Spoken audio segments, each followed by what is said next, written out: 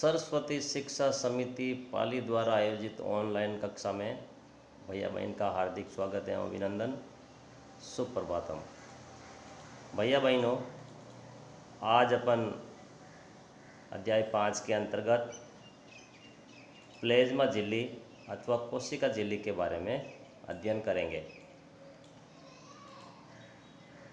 प्लेज्मा झिल्ली या कोशिका झिल्ली का जो निर्माण है वो लिपिड तथा प्रोटीन से बने होते हैं और ये द्विस्तरीय होती है।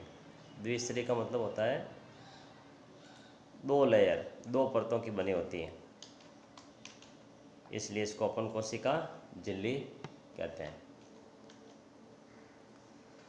प्लेज्मा झिल्ली या कोशिका झिल्ली लिपिड तथा प्रोटीन की बनी होती है और ये द्विस्तरीय होती है।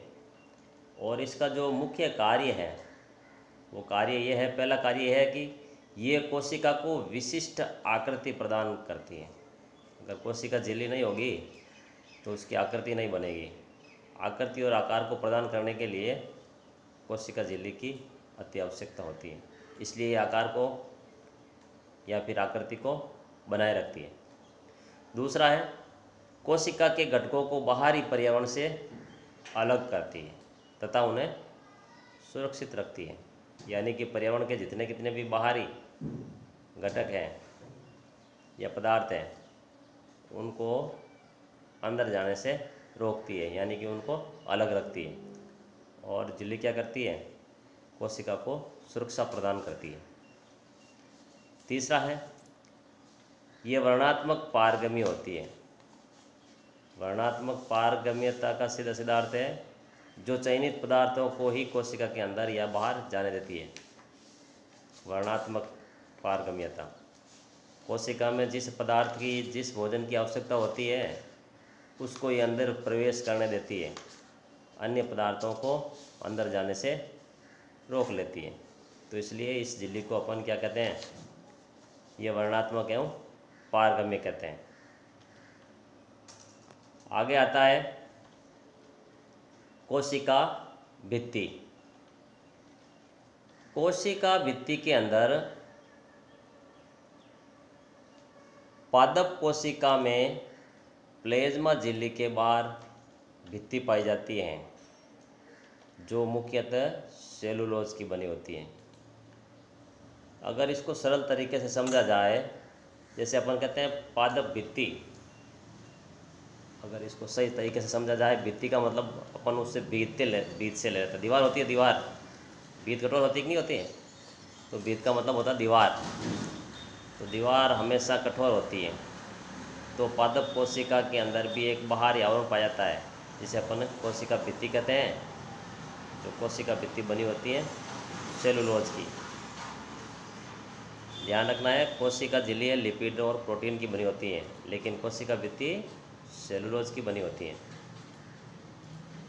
अब इसके कार्य क्या है कोशिका भित्ति के? तो कोशिका भित्ति का जो पहला कार्य है, कोशिका भित्ति पादप कोशिका को निश्चित आकृति एवं अतिरिक्त संरक्षण एवं दृढ़ता प्रदान करती है। आकृति भी बनाए रखती है, संरक्षण भी देती है और मजबूत भी बनाती है। तो ये पहला कार्य है। दूसरा है, जंतु कोशिका में इसका अभाव होता है।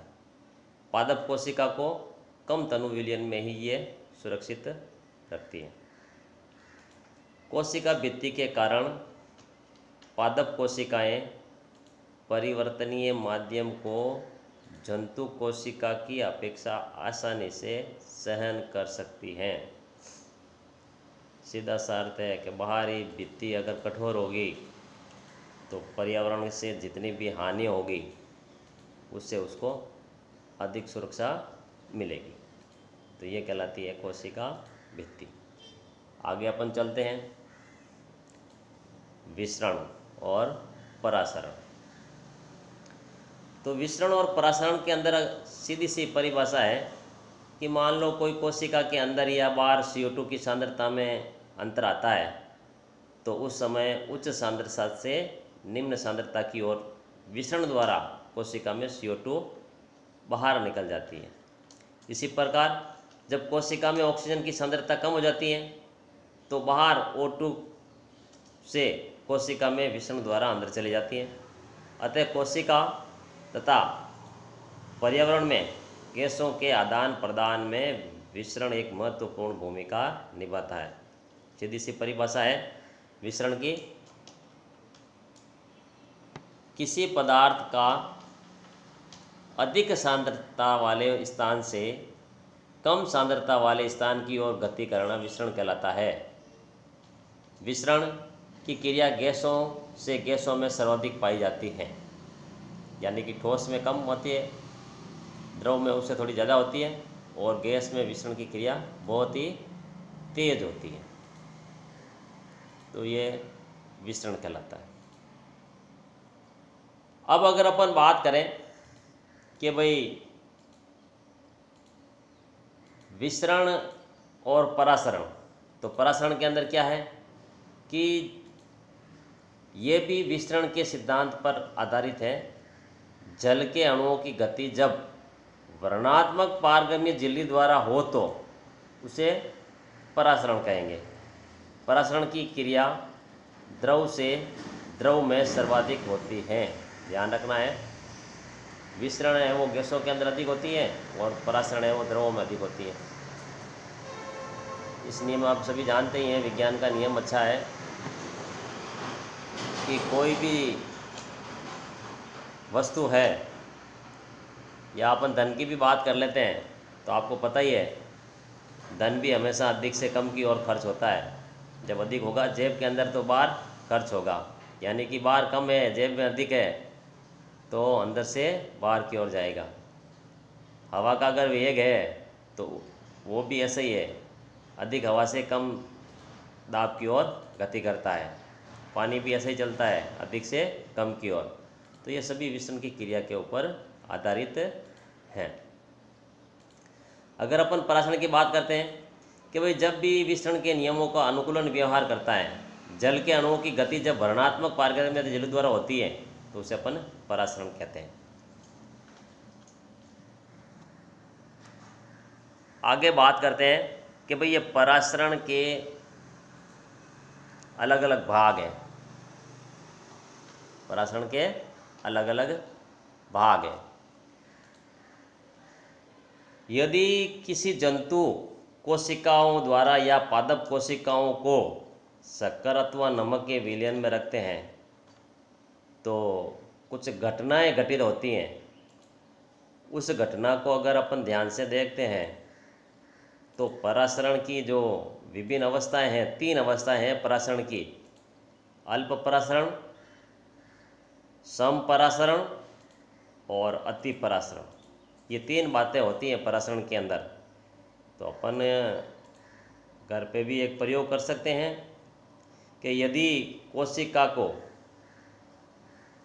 तनु विलयन वाले माध्यम, तनु का मतलब होता है कम सांद्र, अथवा जल में शक्कर अथवा नमक की मात्रा कम, एक विलयन लेते हैं, उसके अंदर या तो शक्कर घोलेंगे या नमक घोल दो, इन दोनों की मात्रा कम होनी चाहिए, जल की मात्रा ज़्यादा होनी चाहिए।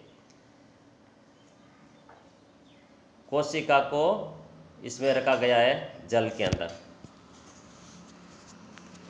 जल परासरण द्वारा कोशिका के अंदर जाएगा। जल किस विधि के द्वारा जाएगा? परासरण के द्वारा जाएगा। ऐसे विलयन को अपन अल्प परासरणी दाब विलयन कहते हैं।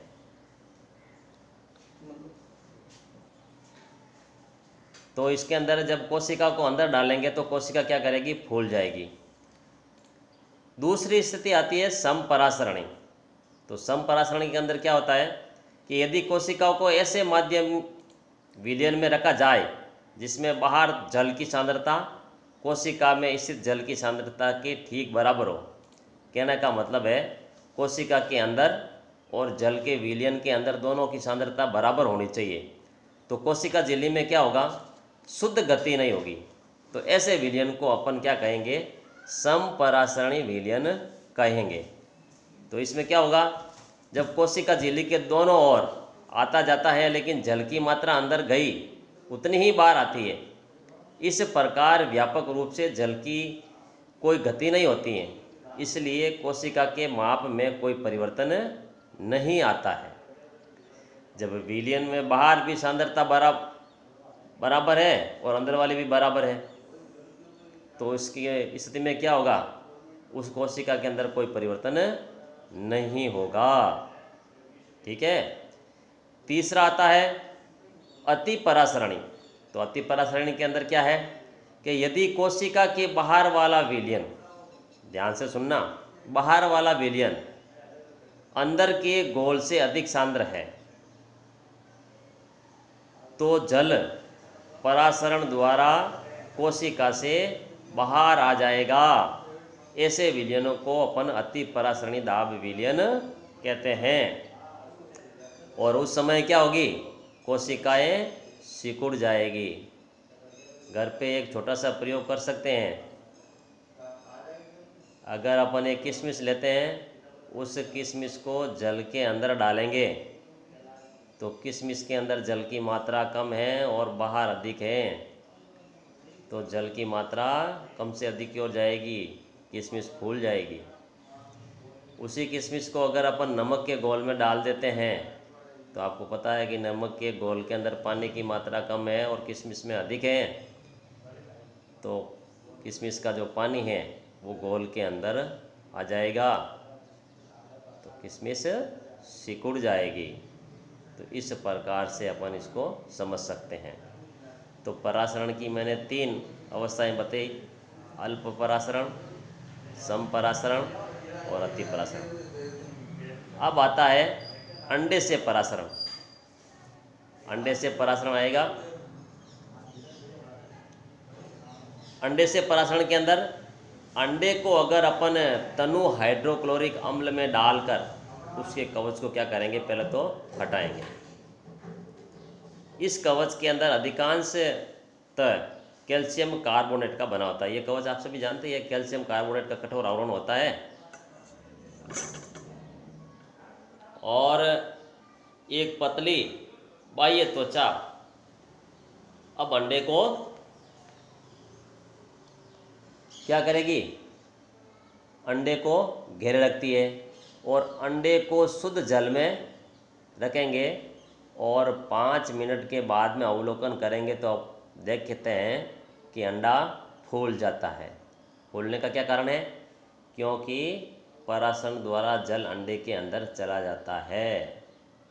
इसी प्रकार अगर मान लो अपन एक कवच रहित अंडा, यानी कि कवच हटा हुआ है, और उसको लेते हैं और नमक के सांद्र विलयन में रख देते हैं, यानी कि गाढ़ा विलयन होता है उसमें रखते हैं, लगभग 5-10 मिनट के बाद में उसका अवलोकन करते हैं तो अंडा क्या करता है, सिकुड़ जाता है। क्या कारण है भाई सिकुड़ने का, क्योंकि अंडे के अंदर पानी था, बाहर नमक के घोल में रखा है, तो नमक के घोल में पानी की मात्रा कम है, तो अंडे के अंदर जो पानी था वो क्या हो जाएगा, बाहर आ जाएगा उस विलयन के अंदर, तो अंडा क्या कर जाएगा, सिकुड़ जाएगा। तो इस प्रकार से अपन परासरण को समझा सकते हैं। इसी प्रकार अगर अपन बात करते हैं कि एक कोशिकीय अलवणीय जल जीवों तथा अधिकांश पादप कोशिकाएं परासरण द्वारा जल ग्रहण करते हैं। ध्यान रखना है, जो एक कोशिकीय जंतु, जैसे अपन अमीबा की बात करते हैं, तो अमीबा के अंदर जो भोजन है या जल की जो ग्रहण करने की विधि है वो परासरण के द्वारा ही होती है। ठीक है ना। और पौधों में भी आपने देखा होगा, पौधों के मूल द्वारा जल का अवशोषण किसके द्वारा होता है, परासरण के द्वारा ही होता है। ध्यान रखना, जमीन के अंदर जल की मात्रा अधिक होती है और ऊपर तक जाएंगे, तने से पत्तियों तक जाएंगे तो पानी की मात्रा कम होगी, तो जल के अंदर अधिक होने के कारण से जल क्या करेगा, जड़ से तने और तने से पत्तियों तक पहुँचेगा। इसी प्रकार अगर हम विसरण की बात करते हैं तो एक प्रकार के कोशिका के जीवन में विसरण जल तथा गैसों के आदान प्रदान की प्रक्रिया में महत्वपूर्ण भूमिका निभाती है, यानी कि पोषण ग्रहण करने में ये सहायता करता है। कौन, विसरण। कोशिका झिल्ली का लचीलापन ये कोशिकीय जीवों में कोशिका के बाह्य परासरण से अपना भोजन तथा अन्य पदार्थ ग्रहण करने में सहायता करते हैं। ऐसी प्रक्रिया को अपन एंडोसाइटोसिस कहते हैं। अमीबा अपना भोजन इसी प्रक्रिया के द्वारा ग्रहण करता है। आगे समझ में? तो ये अपना आज टॉपिक था। अब उसके बाद में आता है ग्रह कार्य। तो ग्रह कार्य के अंदर 2 प्रश्न करने हैं।